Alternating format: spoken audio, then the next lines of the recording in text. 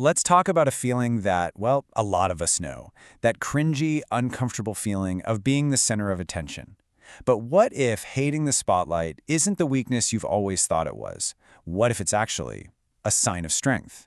I mean, think about it. It's your birthday, and everyone starts singing. Or you're giving a presentation. Or you're just being introduced to a big group. Does your stomach just do a little flip? Do you get that sudden urge to become invisible? Yeah, you are definitely not alone. It's an incredibly common feeling.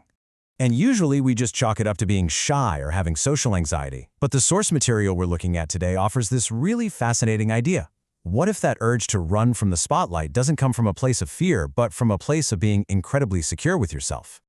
So here's how we're going to break this down. We'll look at why you might hate the spotlight and why it's not shyness. Then we'll cover 5 signs that prove it, dig into something called the spotlight effect, talk about outgrowing the need for an audience, and we'll land on this idea that you're grounded, not broken.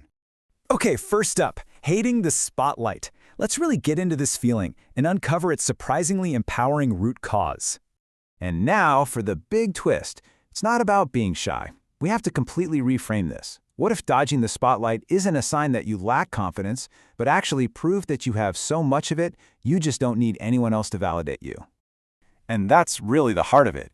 If you have a solid internal sense of who you are, you don't need a crowd cheering you on to feel worthy. All that noise, the praise, the attention, it can feel unnecessary, maybe even a little distracting because you're already secure. It's not a flaw, it's a feature of being emotionally self-sufficient.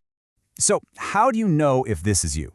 Well, the source material lays out 5 really clear signs that your dislike of the spotlight is coming from this place of solid self-esteem.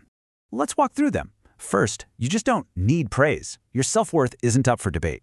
Second, you value real connection over a big performance. You'd rather have a deep one-on-one conversation than be the guest of honor at a huge party. Third, you protect your energy, and you know being watched is just exhausting. Fourth, you see right through fake metrics. Your value has nothing to do with likes and comments. And finally, number 5, you trust your own gut. You don't need a focus group to approve your life choices. You know, I want to pause on that third one for a second. Protecting your energy. Being the center of attention puts you on high alert.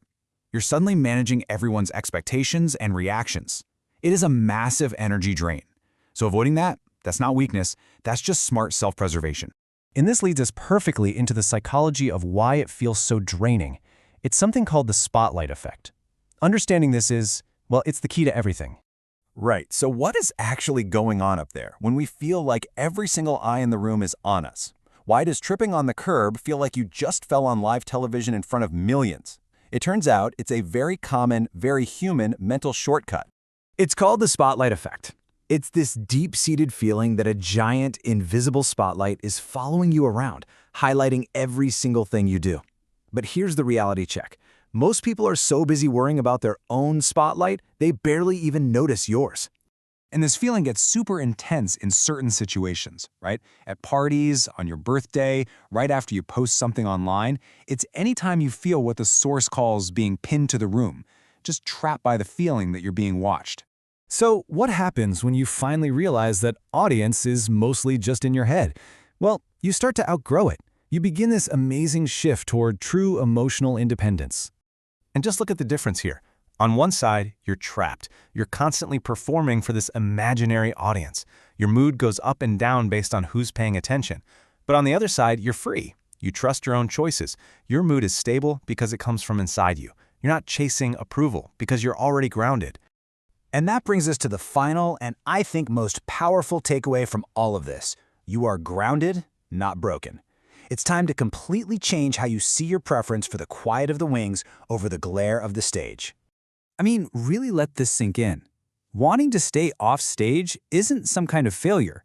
It's a sign that you've built something strong inside yourself. You are so grounded in your own sense of worth that you just don't need an audience to feel whole. So I'll just leave you with this question. Instead of trying to fix your dislike for the spotlight, what if you started treating it like a superpower? Just imagine what you could achieve with all the energy you'd save from not performing for an imaginary crowd. That quiet offstage confidence, well, that's a really powerful thing.